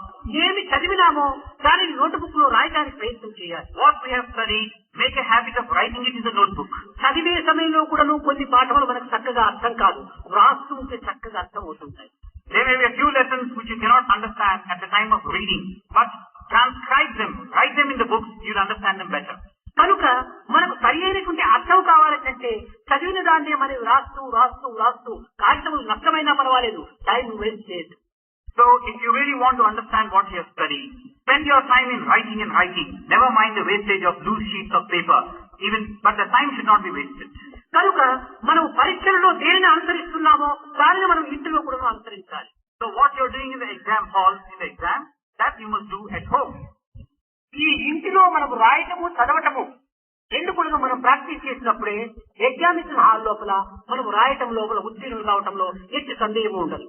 So if at home you practice reading and writing also, then you will be successful in writing in the exam. కనుక ఈ సత్స్వరూపమైనటువంటి యొక్క మార్గములను మనము చక్కగా పిల్లలకు బోధించినప్పుడు ఈ యొక్క భౌతిక విద్య ఎందుకు కూడాను ఉన్నత స్థాయిని అందుకొనటలో ఎట్టి సందేహం ఉండదు. This is then the sixfold way that you must show to the students, so that they will be successful even in things pertaining to the material existence of ours. విజయం పైన బలవత్తరమైనటువంటి ఆకాంక్ష మొదటిది. So first one, summarize. To attain success at any cost, the deep keenness and desire and aspiration. ఉత్తమ వ్యక్తులతో పోలిక చేసుకోవటం రెండవది. Second one, to compare with outstanding personalities and personations. ఉత్తమ ఆశయాలను హృదయంలో నింపుకోవటము మూడవది. Third, to fill our hearts with high, lofty aims and ideals. అన్ని సబ్జెక్టులు ఎందుకును సమత్వాన్ని వహించటము నాలుగవది. To have the same equality of purpose in all the subjects that we study. That's the fourth. శ్రద్ధ వల్లనే జ్ఞాపకశక్తిని అభివృద్ధి పరచుకోవటము ఐదవది. Fifth is, through this keenness and dedication, Shraddha, try to increase our memory power. పరీక్ష విధానాన్ని పురస్కరించుకొని ఇంటి ఎందుకును రాయటం ప్రారంభించడం ఆరవది. This is the fifth. And the sixth one is, keeping in tune with the requirements of the exam hall, following it up in the house by way of reading and ఈ writing. విధమైనటువంటి బోధనను బాల్యము నుండి కూడాను బాలబాలికలకు అధ్యాపకులు బోధించాలి. This is the sixth one. So these are the six things that we must teach our young boys and girls to achieve success. ఇంతే కాకుండా బాలబాలికలకు కేవలం పరీక్షలు వస్తున్నాయంటే ఏదో వారికి అన్నము దిగదు, నిద్ర రాదు, ఏమో భయంగా కూడాను వాళ్ళ జీవితాన్ని కాలం గడుపుతుంటారు. Not only this, the general mental makeup of the children at the time of exams is they can't relish food, they can't get sleep, they are caught up in a state of anxiety. పరీక్షలంటే పిల్లలకు భయం ఏమాత్రం కూడా ఏర్పడరాదు. But we should see to it that the students do not fear an exam. పిల్లలు ఎందు పరీక్ష అనేటువంటి భయము చేరిందా ఇంక వాళ్ళు ఏమాత్రం కూడా ఉత్తీర్ణులు కాలేరు. Once they have this fear of exam, they cannot be successful. బిడ్డ, ఈ పరీక్ష నీకు ఒక రక్ష అనేటువంటి ధైర్యాన్ని వాడు బోధించాలి. Child, this exam is a protection that's coming to you. This is what you must tell. ఎంత త్వరగా నీకు పరీక్షలు జరుగుతుందో అంత త్వరగా నీవు ముందు క్లాసుకు వెళ్తావు అనేటువంటి ఉత్సాహాన్ని వాళ్ళకి అందించాలి. The sooner your exams are over, the sooner you'll be going on to the higher class. Tell them this. కనుక త్వరగా పరీక్షలు రావాలి, త్వరగా నేను ఉత్తీర్ణులు కావాలి, ఉన్నత స్థాయికి చేరాలి అనేటువంటి ఉత్సాహాన్ని పిల్లల్లో అభివృద్ధి పరచాలి. So try and enthuse the students to look forward to the exam. Let the exams come. Let me be successful. Let me go on to the higher class. This should be their attitude. ఇంకా examination హాల్లో పోయిన తక్షణమే paper తీసుకుంటారు, మొదటి question చూస్తారు, గుండెలు కూలిపోతాయి. They go to the exam hall, pick up the question paper, and no sooner have they seen or glanced at the first question, they have collapsed. ఈ మొదటి క్వశ్చన్, ఈ క్వశ్చన్స్ కూడా ప్రిపేర్ చేసేటువంటి యొక్క మాస్టర్స్ కూడా చాలా క్రూయల్ గా ఉంటారు పాపం. మొదటి క్వశ్చన్ చాలా కష్టమైనటువంటిగా పెడుతుంటారు. So here again, those who set the papers, they are also cruel in a way. The first question invariably happens to be a very tough one. దీనిని చూసి ఇంకా దానిని ఆన్సర్ చేసే నిమిత్తమై యోచన చేసి రాసి కొట్టివేసి ఇంకా అనేక అవస్థలు పడి దీంతోనే ఒక అర్ధ గంట వేస్ట్ చేస్తారు. So they look at the first question, they dispatch spontaneously or instantaneously, Keep thinking of ways and means of answering that question. Write one version, write it off, write again, write it off, and waste more than half an hour in this process. ఈ విధంగా టైమును waste చేసి అతి సులభమైన questions కూడాను కాలం సరిపోకుండా చేసుకోవటం చేత fail అయిపోతున్నారు. In this way, they waste precious time and they can't get time to answer questions which are easy. కనుక ఆన్సర్ రాసేటువంటి విధానాన్ని పిల్లలకు చక్కగా మీరు బోధించాలి. So try and tell the students the way of answering a question. ఏ విధముగా అనగా మొట్టమొదటి paper అంతా చదవాలి. క్వశ్చన్ పేపర్ ఏది సులభంగా ఉంటుందో దాని నంబర్ పెట్టి దాని ఆన్సర్ రాసి చేయాలి. సులభంగా ఉండేటువంటి క్వశ్చన్స్ అంతా ఆన్సర్ రాసేయాలి. తదుపరి కష్టమైన క్వశ్చన్ యోచన చేసుకుంటూ కూర్చోవాలి. Like, don't stop at looking at the first question. Look through the entire question paper. Pick out those questions for which the answers are easy. Complete writing the answers to such questions. Then spend whatever time is left for those questions which are difficult to answer. కనుక మొట్టమొదట easy questions ప్రశ్నలను జవాబు రాసేటువంటి దానికి పిల్లలకు బోధించాలి. So try and teach the ways of doing a question paper task to the students. అయితే మొదటి question number వేసి 6వ క్వశ్చన్ నంబర్ ఆన్సర్ రాసే ప్రయోజనం లేదు. But then again, there is no purpose served if you put the question number 1 and answer pertaining to question number 6. కనుక నీవు 6వ క్వశ్చన్ కు జవాబు ఇచ్చేటప్పుడు 6 నంబర్ రాసి దాని జవాబు రాయాలి. So if you are answering question number 6, put that question number against which you are writing your answer. ఈ విధమైనటువంటి విధానాన్ని పిల్లలకు మన బాల వికాస్ గురువులు బాల్యం నుండే నేర్పిస్తూ రావాలి. This is the methodology of answering an exam paper that the Bal Vikas teachers must ఇదే try. విధంగా అనేక విధమైనటువంటి యొక్క మార్గంలో సులభ మార్గములంతా ఉంటున్నాయి పిల్లలకు విద్యలు నేర్పడంలో. The Bal Vikas teachers must tell the pupils. In this way, there are many other ways of being successful in the examination. జీవితంలో అనేక విధములైనటువంటి యొక్క సమస్యలకు మనము గురి కావాల్సి వస్తుంది. In this life of ours, we have to be coming up against difficulties and problems of any number. ఏదో ఒక కార్యంలో మనం అపజయాన్ని పొందాం. Certainly, maybe we have failed in one or two. ఏదో ఒక విషయంలో మనకు దుఃఖానికి గురి అయ్యాం. And in a few cases, we have been against suffering and sorrow. ఏదో ఒక కార్యంలో అసంతృప్తికి మనము బాధితులయ్యాం. And in some other ways, we have incurred the displeasure and we are dissatisfied. అయితే దీనికి ఇంత కృషించిపోనక్కర్లేదు. But we don't have to feel dejected to that extent. ఏ కార్యమునైనా కూడా ఒక విధంగా దీనికి అపజయం కలిగిందంటే దానికి కొన్ని క్వశ్చన్స్ నేర్చుకుంటూ రావాలి. Supposing you have been unsuccessful in some attempt of yours, dealing with some walk of life of ours. మొదటి క్వశ్చన్ ఎందుకు? Then you must start asking some questions like, why have I been unsuccessful? ఏమిటి? What is it? ఎప్పుడు? When? ఎవరు? Who or whom? ఎక్కడ? Where? ఎట్లా? And why? ఈ 6 questions వేసుకుంటే ఈ 6 క్వశ్చన్స్ లోపల జవాబు చెప్పే లోపల మన యొక్క అశాంతి తీరిపోతుంది. So ask these 6 simple questions, answer them, your dissatisfaction disappears. నేను ఫెయిల్ అయ్యాను. ఎందుకు ఫెయిల్ అయ్యాను? క్వశ్చన్ వేసుకో. So I have failed. Why have I failed? ఈ క్వశ్చన్ వేసుకోవటం లేదు. నేను ఫెయిల్ అయ్యాను. నాకు టీచర్ నా పైన కోపంగా ఉన్నాడు. నా క్వశ్చన్ పేపర్ లో మార్క్స్ సరిగ్గా ఇవ్వటం లేదు. ఇంకా నా మార్క్స్ సరిగ్గా కూడినారో లేదో కనుక రీకౌంట్ చేయమని ఇంకా అది చేయమని ఇది అనేక రకాలుగా application పెట్టుకుంటుంటారు. Rather than ask a question, why I have failed, what do you do now? Having failed, you start saying, the teacher is not on good terms with me. He has got a vengeance to seek.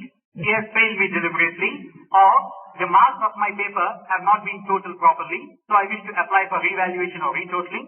You tend to seek such ways of answering your failure. ఈ విధంగా పోవడం చేత మానవుని యొక్క హృదయం అనేటువంటిది అల్లకల్లోలం అవుతుంది. అనగా డిప్రెషన్ అయిపోతుంది. Because you adopt such means, the result is dissatisfaction and sorrow. విద్యార్థికి డిప్రెషన్ డిసప్పాయింట్ కు అవకాశం ఇవ్వకూడదు. Depression and rejection. A student has no room for such things. కనుక మొట్టమొదట ఎందుకు నేను ఫెయిల్ అయ్యాను? So the first thing is, why have I failed? తాను చూసుకుంటాడు. నేను సంవత్సరం అంతా చక్కగా చదవలేదు. కేవలం ఎగ్జామినేషన్ లో మాత్రమే చదివినాను. అందుకోసం ఫెయిల్ అయ్యాను అని తనకు తానే జవాబు చెప్పుకుంటాడు. When he asks a question, why I have failed, the answer will come. I haven't studied regularly all through the year. I studied only at the time of the examination. So he feels satisfied now. ఇంకా ఏమిటి? ఏ question లో నేను సరైనటువంటి ఇంట్లో చేయలేదు. And the whereof of this, in which question have I not done well? ఎక్కడ? Third one will be, where have I gone wrong? ఎందుకు, ఏమిటి, ఎక్కడ, ఎప్పుడు. So why, what, where, ఎవరు, నేనా మరొకరా, who has done this? I have or somebody else? ఎట్లా, అంతా ఎకారంతో బయలుదేరుతుంది. And how? All these thoughts will షడ్వికారంలో ఎకారములను మనము ఉచ్చారణ చేసుకుంటే ఈ సమస్యలు సులభంగా తేలిపోతాయి. all these occur in Telugu, start with the syllable ya. They are 6 in number. They are the 6 distortions. If you can answer questions. కానీ కొంతమంది తెలివితేటలు కలిగినటువంటి విద్యార్థులు సంవత్సరం అంతా కూడాను కాలమును వ్యర్థం చేస్తారు. Now there are some students who waste their time all through the year. కారణం ఏమనగా, నాకు తెలివితేటలు ఉన్నాయి, పరీక్షలకు 2 నెలల ముందుగా చదివితే కూడా చాలు, నాకు జ్ఞాపకం ఉంటుందని అహంకారమే దీనికి మూల కారణం. Because they feel that they are intelligent, they are smart, 2 months of study is more than enough for me. They are egoistic thus. నీవు ఆడంబరాలకు దాసులు కాకూడదు. You should not become a slave to exhibitionism of form. అణకువకు మదిగియుండు. Try and become obedient to humility. మొక్క అభివృద్ధి కావాలని ఆశించినటువంటి వ్యక్తి విత్తనమును భూమిలో పెట్టాలి. A person who wants the sapling to be healthy and strong, what does he do? The seed is sown inside the soil. విత్తనమును భూమిలో పెట్టినప్పుడే మొక్కగా మలిచి చెట్టుగా అభివృద్ధి అవుతుంది. When he does it, it sprouts and the sapling comes out. లోపల పెట్టేది ఎట్లా అని పైన అందరికీ కనిపించేట్టుగా గుండు పైన విత్తనం పెడితే మొక్క రాదు, పట్టులు తెచ్చుకొని పోతాయి. On the other hand, supposing you seed, how will anybody see this seed of mine? So you take the seed and place it on top of a boulder or a rock. కేవలం అహంకారం అనేటువంటిది గుండు పైన పెట్టిన విత్తనం వంటిది. A flying bird will knock it away. Your ahankar or ego is like the seed atop a boulder. కేవలం అణకువ అనేటువంటిది భూమిలో నాటిన విత్తనం వంటిది. And your obedience is like the seed within the మంచిని soil. హృదయంలో నింపుకుంటూ రావాలి. Like the seed within the soil. Fill your heart with good. సముద్రము ఈ విషయంలో చక్కని ఉపదేశం చేస్తూ ఉండాలి. In this context, the ocean has an excellent lesson to teach us. విలువైనటువంటి ముత్యములను తన అడుగునందు దాచుకుంటూ ఉండాలి. All the precious pearls the ocean contains deep within itself. పనికిరాని నత్త చిప్పలను బయటికి నెట్టివేస్తుండాలి. And those shells and conches which are of no value, it throws it to the surface. అదే విధముగానే ఆత్మ సంబంధమైనటువంటి గుణములను మన హృదయంలో భద్రం చేసుకోవాలి. In the same manner, all these noble qualities pertaining to the Atma, keep them deep within you.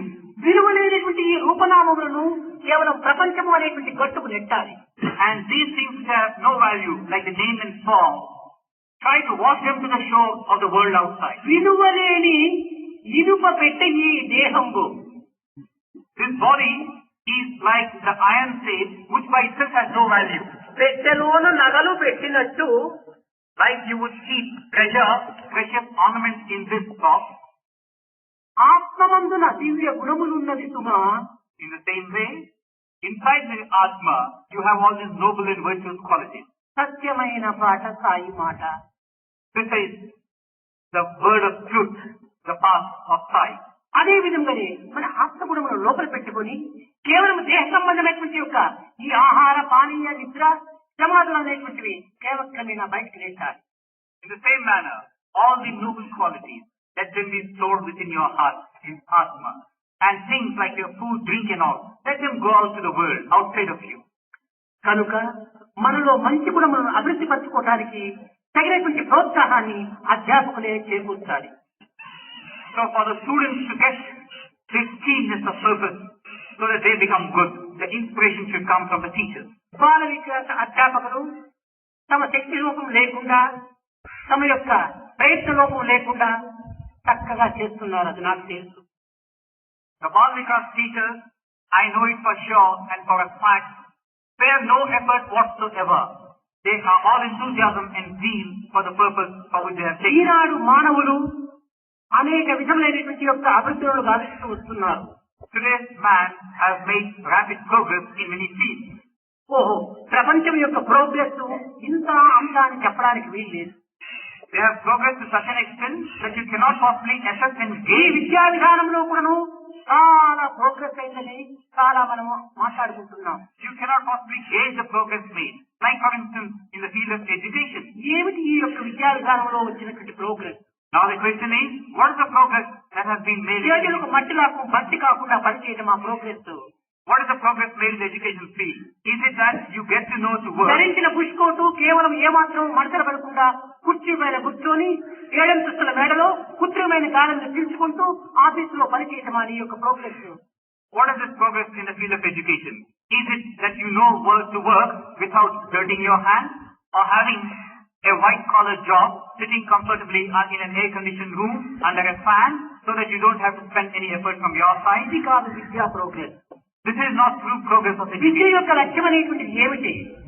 What is the aim of education? కర్మశీలతే దీని యొక్క లక్ష్యము. Purity of action. That is the aim. పరిజ్ఞానమును కేవలము అనేక రకములుగా క్రోడీకరణ చేసుకొని తన యొక్క తలలో చేర్చుకోవటం కాదు విద్యా progress. Gathering of facts and accumulating them in the mind is not education. ఒక జీవనదికి ఆనకట్ట కట్టి జలమును నిలబెట్టడం అనేటువంటిది కేవలము ఆ నిలబెట్టి ఇమిడిపోయే నిమిత్తం కాదు. When you arrest the flow of a flowing river by building a dam, the purpose is different. ఆ నిలబెట్టినటువంటి జలమును కాలువల ద్వారా పంటకాలువలకు అందించి పంటను పండించి వంటను వండించి తిండిని తిని తన యొక్క జీవితంలో పోషించుకునే నిమిత్తము. The purpose of such a storage of water is, when the time comes, you build canals, you draw water from this reservoir, seed and feed the land, irrigate them, thereby grow the crop, give you food. That's the sole purpose. వస్తువు అభివృద్ధి నిమిత్తమై మనం ఆచరించేటువంటి పనులన్నీ కూడాను అధికోత్పత్తికి ఆదర్శంగా ఉంటుండాలి. Now whatever you do by way of making more and more perfect a particular thing, that certainly cannot be called progress. అంతేకాని కేవలం ఏదో ఒక డిగ్రీ తీసుకుని మనం ఏదో ఒక ఉద్యోగం కోసం తాకులాడి ఆ ఉద్యోగం చేసుకుని మన కుటుంబాన్ని పోషించుకోవటము ఇంత మాత్రమే విద్య యొక్క లక్ష్యం కాదు. If you have done something, that should be useful. That's the purpose. So that is where the utility of education comes. Not merely by taking degrees, by getting a job and taking care of our kids and kids. తెలుసుకున్న విషయమును నేర్చుకున్న విద్యను ఆచరణలో పెట్టి సమాజంలో అభివృద్ధి మార్గానికి తగినటువంటి యొక్క పన్నాగంలో పన్నాలి. What you have learned, you must know how to put it into practice and make it useful for others in the society. ఈ విధమైనటువంటి యొక్క విద్యా విధానాన్ని సరైన మార్గంలో లోకానికి అందించేటువంటి యొక్క వ్యక్తులు ఈనాడు అత్యవసరం. The world is in dire need of such individuals who know how to translate what they have acquired in a practical way. ఈ విద్యతో పాటు మానవత్వాన్ని కూడా అభివృద్ధి పరచుకోవాలి. Along with this education, one should also give due regard to one's own progress inwardly. ఈ విద్య నేర్చినంత మాత్రమున ఇది కేవలము ఒక మానవత్వం అని అనిపించుకోదు. Merely getting education does not mean you are living like a man. ఈ విద్యను నేర్పిస్తే పచ్చి మృగాలు కూడా నేర్చుకుంటాయి. If you are to teach the animals and the birds and the beasts, they too can pick up a few things. Circus లోపల ఈ యొక్క మృగాలకంతా కూడా ఎన్ని విద్యలు నేర్పుతున్నారో మీరు తెలుసు కదా. Like for instance, are you not aware of the fact that in a circus, these animals are taught these skills and they gain them to perfection? కోతి కూడా cycle తొక్కుతుంది. Like for instance, a monkey can ride a bicycle. మనిషి కూడా cycle తొక్కుతాడు. A man also does the same. మనిషిని కోతనేక అవుతుందా, లేక కోతిని మనిషినేక అవుతుందా? So can you call man a monkey or monkey a man? కాదు. ఇక్కడ మ్యాన్ కైండ్ ఉండేటువంటిది మనిషి, అక్కడ మంకీ కైండ్ ఉండేటువంటిది అక్కడ కోతి. No. What is essentially man, you call him man. What is essentially monkey, you call it monkey. కనుక దాని గుణములు దానికి ఉన్నాయి, ఈ గుణములు నీకుంటాయి. అంతేగాని విద్య నేర్చినంత మాత్రమున ఒక మనిషి అనిపించుకోవడానికి వీలు కాదు. It is characterized by its own features and characteristic features.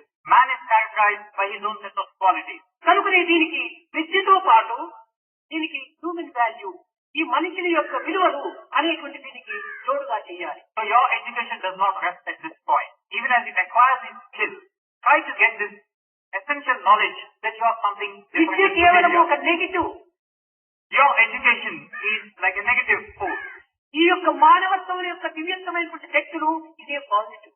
And the very essential nature of man's being, that is like the positive. మానవత్వం అనేటువంటి శక్తులు లేకుండా కేవలము నెగిటివ్ అనేటువంటి యొక్క ఈ విద్య ఉండే ప్రయోజనం ఏమిటి? Minus the qualities essential to man, what's the use of having this negative vice? ఈ రెండింటి యొక్క ఏకత్వం వచ్చేసి దివ్యత్వమైనటువంటి మార్గంలో విద్యార్థులను ప్రవర్తింపచేయాలి. Bring the negative and positive together, and then that is the right royal way for the students to travel. మొట్టమొదటి విద్యార్థులలో సత్యమును పలికేటువంటి యొక్క మార్గం చూపించాలి. The first path to be shown to the students is the path of truth. సత్యం నాస్తి పరో ధర్మ. నాయన భవనం కడుతున్నావు, ఈ గోడలు కాదు నీకు ప్రధానము, గోడలకు కింద ఉన్నటువంటి పునాది నీకు ఆధారం అని చెప్పాలి. There is no greater dharma than truth. Son, you are building a mansion. The walls are not important. The foundation is important. ఈ విధమైనటువంటి సత్యమును చెప్పటము పరులను చూసి ఏ విధమైనటువంటి యొక్క అలక్ష్యపరచకుండా, అగౌరవపరచకుండా, మర్యాదగా, గౌరవంగా, హంబుల్గా వారిని గౌరవించటము నేర్పించాలి. Tell them this is truth. Also, when they come across others, tell them they should not disregard them, should not show disrespect them. Instead, they should revere them, regard them, and treat them in a proper way. బాబు, మొట్టమొదటి నీవు తల్లిదండ్రులను గౌరవించు అనేటువంటి యొక్క బోధన చేయాలి. Son, treat your parents with reverence and show them the respect that కారణం is due them. ఏమనగా నీ రక్తము, నీ తిండి, నీ బట్ట, నీ దేహము అంతా తల్లిదండ్రుల యొక్క గిఫ్ట్, వాడి యొక్క ప్రసాదమే. The reason, the blood that you have, the food that you eat, the clothing that you have, everything that you have is due to them. కనుక ఏదో కింద పైనటువంటి టవల్ని ఎవరైనా అందిస్తే థ్యాంక్స్ అంటాం మనం.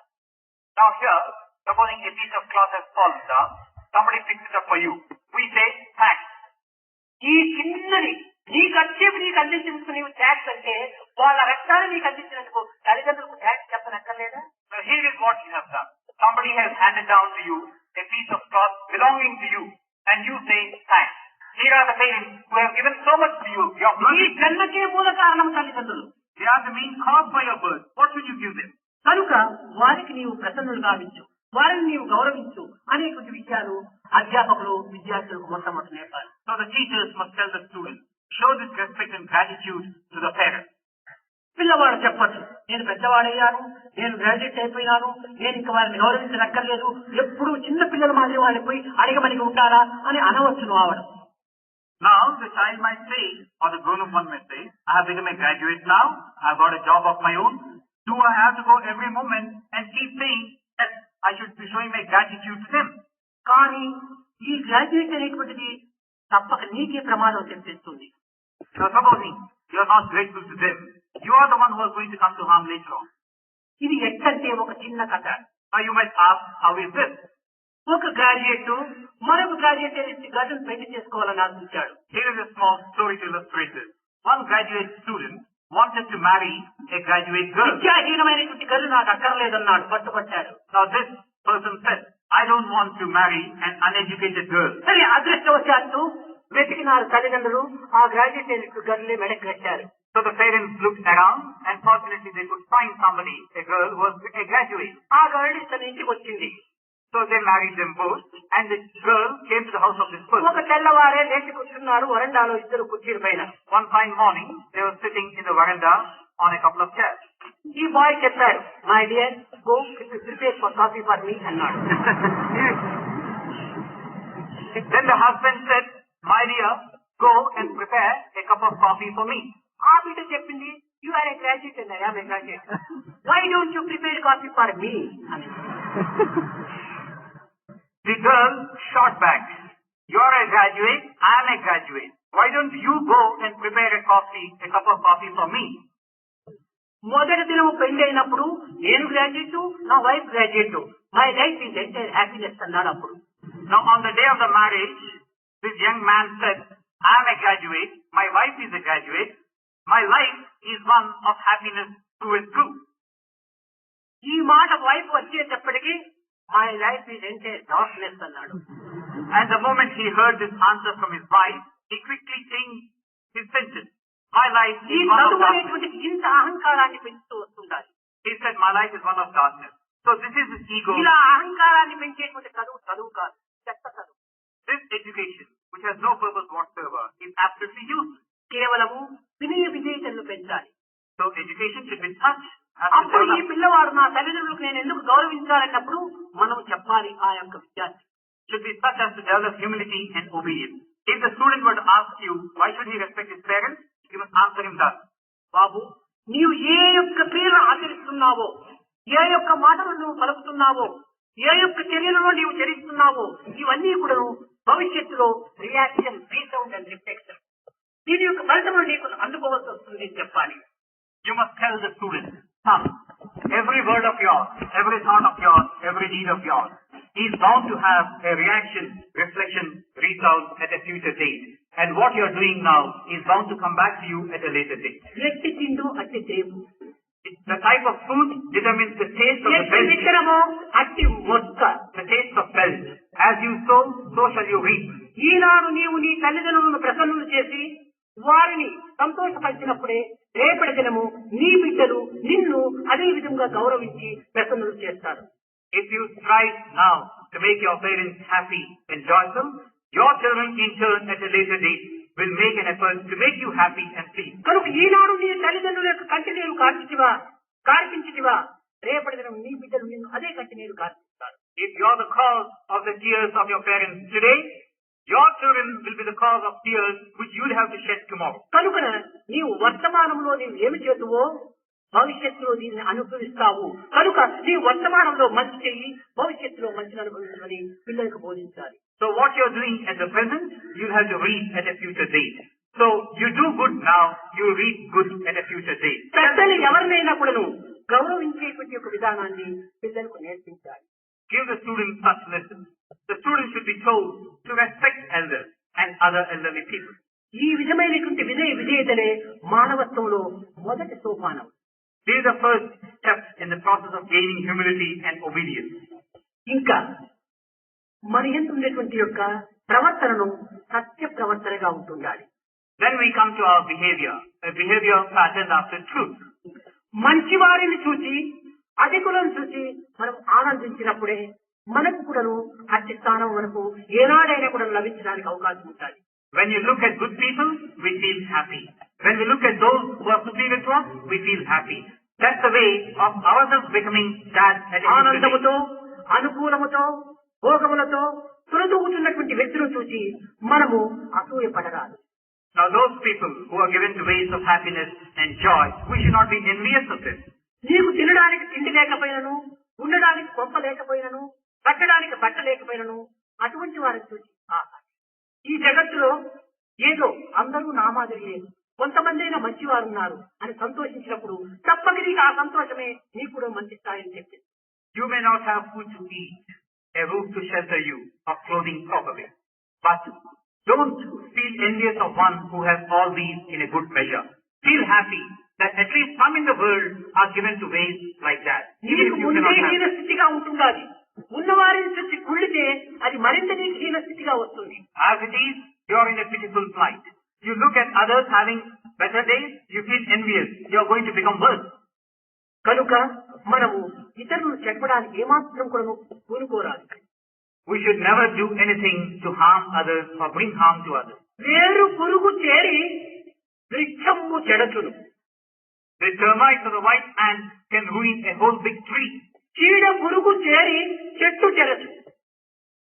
So also, a termite can bring down an entire tree. కించితుండు చేరి ఉత్తమం చెరచురా. Similarly, one who is given to evil ways of thinking and doing things can ruin a person. ఎప్పుడు కూడా కించిత్ బుద్ధి కలిగినటువంటి వాడు ఉత్తములంతా చెరచడానికి ప్రయత్నిస్తాడు. A petty-minded one always tries to bring down others who ఇది are in వారి higher యొక్క level. స్వభావం. This is the nature of such people. దోమ ఉంటుంటాది. ఈ చిన్న చిన్న దోమలంతా కూడా ఏదైనా మంచి విషయాన్ని వింటుంటేటప్పుడు చెవు దగ్గరంతా వచ్చి గీమను ఆడుతుంటాది. దీనికి అది స్వభావం. Take the example of a mosquito. Now when you are listening to something which is good, what does the mosquito do? It's given in its nature to come close to your ear and keep buzzing around.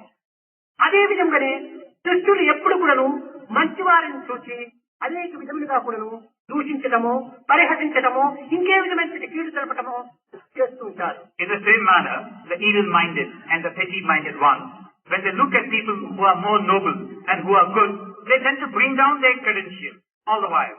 చెడ్డవారికి ఎప్పుడు కూడా మంచి కనిపించదు. To those who are bad, they never can see good. కుక్క చెప్పులు వెతుకుతుంది, దుష్టుడు తప్పులు వెతుకుతాడు. A dog, it is said, goes after looking for sandals and chappals, or footwear. Whereas, similarly, a bad one keeps looking for shortcomings and faults in others. కనుక కుక్క దుష్టుడు రెండు ఒక్కటే. So the dog and the bad man are one and the same. కనుక మనం ఎప్పుడు కూడా ఇతరులు తప్పులు వెతుకుతున్నామా, మనం కుక్కతో సమానమే. So if all the while we are in the search of shortcomings of others, we are like a dog. కనుక అట్టి కుక్కలు మనం చూసి మరిగినప్పుడు మనం ఏమాత్రం కూడా దానిపైన చర్య తీసుకోకూడదు. So when such a dog barks at us, we don't have to retaliate. We can just ignore దీనికి ఒక that. చిన్న ఉదాహరణ. We can just ignore that. Here is an example. మనం బజార్లో నిష్కారణంగా నడుస్తుంటే కుక్క వచ్చి కారు బట్టి కలుస్తుంది. Now supposing we are walking in the bazaar and suddenly a dog comes from nowhere and bites us. అది దాని యొక్క స్వభావం. That is its nature. అంతేకాని కుక్క నా కారు నచ్చిందని నువ్వు పోయి కుక్క కారు కలుస్తావా? నచ్చడానికి వీలు కాదు. On the other hand, because the dog has bitten you, supposing you go in retaliation and you go and bite the dog, you don't do that. కుక్క కారు నీవు కట్టినా నీకే ప్రమాదం. Even if you are to bite the leg of the dog, harm is going to come to you. కనుక ఇతరులు మనల్ని దూషించినప్పటికీ మనం ఊరుకుండటం మంచిది, కానీ వారిని దూషించడానికి మనం ప్రయత్నం చేస్తే కుక్క కారు కట్టినట్టు అవుతుంది. So in the same way, if others are abusing you, no point in retaliating. ఇది సజ్జనుల యొక్క లక్షణం. If you retaliate, it's like going and biting the leg of the dog. కనుక మన అధ్యాపకులు అనేక విధములైనటువంటి సమస్యలకు ఈ రీతిగా కొంత దానిని నిగ్రహించవలసి వస్తుంది. The good ones have this as their trait. ఇలాంటి యొక్క సమస్యలను ఎదుర్కోవలసి వస్తుంది. In the Adhyatmic field, such problems arise. కనుక మనం ఎదుర్కొని మన యొక్క కార్యములందు విజయాన్ని సాధించడానికి అధ్యాపకులు సంసిద్ధమై ఉంటుండాలి. So we have to face this challenge of these problems and be successful. Life is challenging. This should be the resolve of the teachers. Life is a challenge, remember. Meet it. Meet it. Life is game. Play it. Life is a game, play it. Life is a dream. Realize it. Life is a dream, realize it. Life is love. Enjoy it. Life is love, enjoy it. Awareness is life. Awareness is life. అన్నింటి ఎందుకు కూడా మనం అర్థం చేసుకుని వర్తించడానికి ప్రయత్నించినప్పుడే మన యొక్క మానవత్వం అనే దాన్ని మనం సార్థకంగా గావించుకున్న మానవత్వం. So we must try and get to know everything pertaining to our existence as such, and then tune ourselves in to the demands of the situation. అయితే ఈ హ్యూమన్ వాల్యూ లోపల చాలా శ్రమపడి అనేక విధములుగా కూడాను దేశానికి కూడాను వ్యాప్తింపజేసి రాష్ట్రింపదలనేటువంటి కాల వ్యత్యాసం లేకుండా చాలా కృషి చేస్తున్నారు ఈ యొక్క human value committee members. So by way of enforcing this human values program, people all around the world, the dedicated workers, are sparing no effort whatsoever. They are taking all pains and care to see to it that this project becomes successful. వీరందరూ కూడాను ఒక్కొక్క state నుంచి ఒక్కొక్క representative మాదిరి వచ్చి వీళ్ళందరూ కూడాను Sathya Sai human value ఒక సొసైటీకి కమిటీ మెంబర్స్ గా డైరెక్టర్స్ గా ఉండి వీరు చాలా పని చేస్తున్నారు. Each of these members is a member of the Bal Vikas Society which is being formed. అయితే వీరి యొక్క పరిస్థితులు కూడాను మేము చూసుకోవాల్సినటువంటి అవసరం. And they are doing whatever is expected of them. But then we also have to look at their circumstance and the situations they are placed in. తను మన ధన రీతిగా కూడాను వీరు ఏమాత్రం కూడాను వెనుకంటే వేయక ఈ కార్యం లోపల మున్ముందు జొరబడి అనేక విధములుగా కూడాను ఉత్సాహ ప్రోత్సాహనంతో అందిస్తున్నారు. They are also coming forward with zeal and enthusiasm, caring nothing at all with regard to whatever they can possibly give forth in this project. అయితే ఎంతకాలమైనా కూడాను వీరు ఈ విధమైనటువంటి రీతిగా పనిచేయాలంటే కొన్ని ప్రపంచ సంబంధమైనటువంటి యొక్క సమస్యలు కూడా ఉంటున్నాయి. But then if they have to go forward thus, if by way of executing this program, they are bound to come across problems pertaining to this world as such. తను మన రీతిగా వారి చేయటం లోపల ఏ విధమైనటువంటి అభ్యంతరం ఎప్పటికీ ఉండదు. Their mind and body, they are fully immersed in this కానీ project. ధన రీతిగా కొన్ని విధమైనటువంటి యొక్క సమస్యలు అడ్డుతూ ఉంటుంటాయి. There will be no problem with regard to the mind and the body parts. వీరందరూ కూడా సిన్సియర్ వర్కర్స్, హృదయపూర్వకంగా చేసేటువంటి యొక్క workers. They are all sincere, wholehearted workers. But when it comes to finances, they may have some problems. అయితే ఒక ఆంధ్రప్రదేశ్ నుంచి ఏ west Bengal ఏ అస్సాము పోవలకంటే కూడా railway వాళ్ళు మన అన్నదమ్ములు కాదు. Like if somebody from Andhra Pradesh has to travel far down to Assam, remember that the railway people are not our brothers. పోనీ ticket లేకుండా పోదామంటే విడిచిపెట్టరు. Or if you want to go without a ticket, they are not going to leave you. కనుక ఇలాంటి యొక్క సమస్యలను ఏ విధమైన కూడాను ఈ యొక్క కమిటీ వారికి అడ్డు తగలకుండా ఉండే నిమిత్తమై వారికి సత్యసాయి సెంట్రల్ ట్రస్ట్ కూడాను తగినటువంటి యొక్క సహాయమును తగినటువంటి ఏర్పాటును చేయడానికి సిద్ధంగా ఉంటున్నారు కనుక వారు మున్ముందు ఈ హ్యూమన్ వాల్యూ అనేటువంటి దానిని యావత్ ప్రపంచమంతా కూడా వ్యాపింపజేసి తిరిగి భారతోద్ధారకులైనటువంటి విద్యార్థులను కూడాను ఈ విధమైనటువంటి ప్రాచీన సంప్రదాయములను అభివృద్ధి పరిచేటువంటి విధానంలో కూడాను వాళ్ళని తీర్చిదిద్దాలని నేను ఆశిస్తూ ఆశీర్వదిస్తూ నా ప్రసంగాన్ని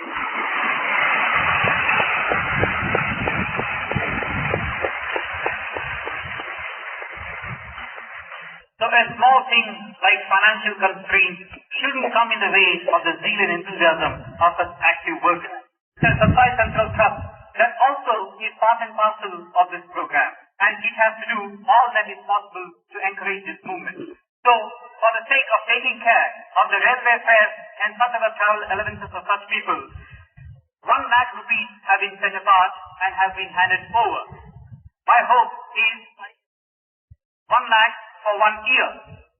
So, it's my hope that with ever increased zeal and enthusiasm, these people will travel far and wide and spread this message of this project so that in course of time to come, we have fit and able leaders not only of this country but of the world as such, and back again to all the traditions, the lost glory and heritage of this country.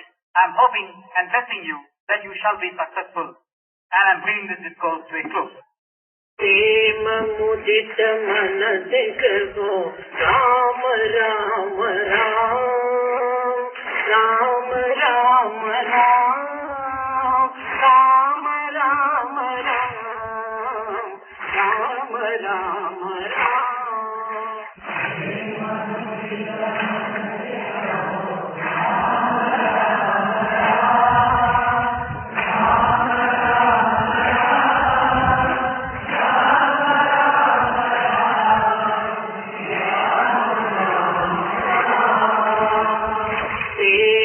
मुदित मन देखो राम राम राम राम राम राम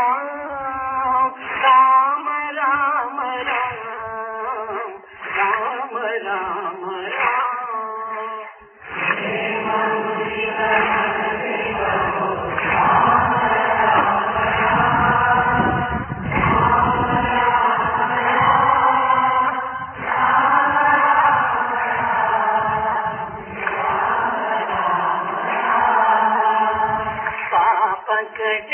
दुख मिटे लेत राम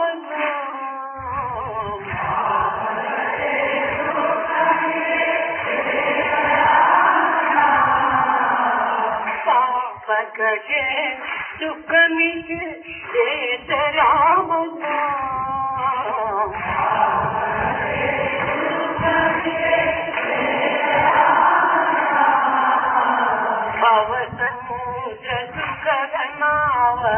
एक राम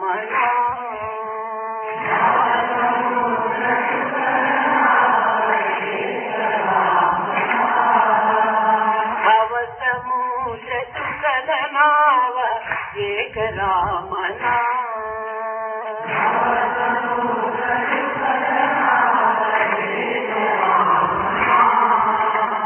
परम शांति सुख निदान दिव्य राम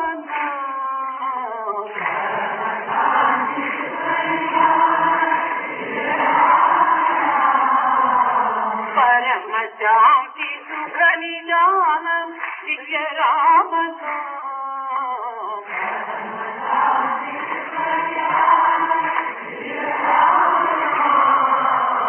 निराधार को आधार एक राम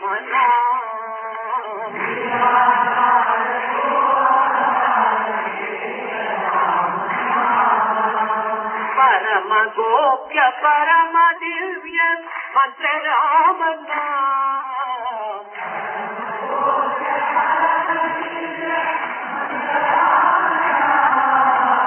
संत जनर सदा वसत एक राम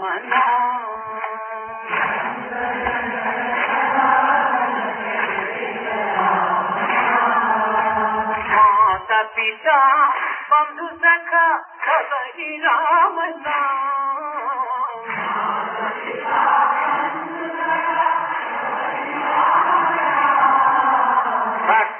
जनर जीवन धन एक राम नाम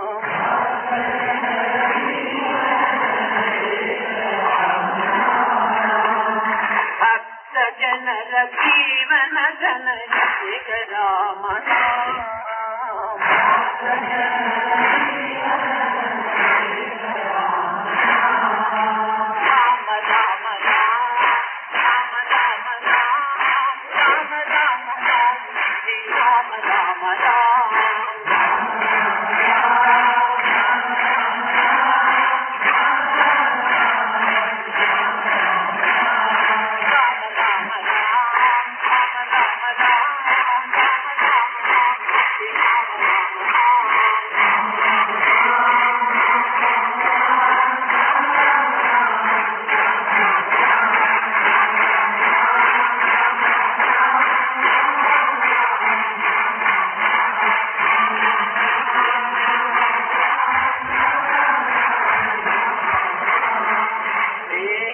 मुदित मन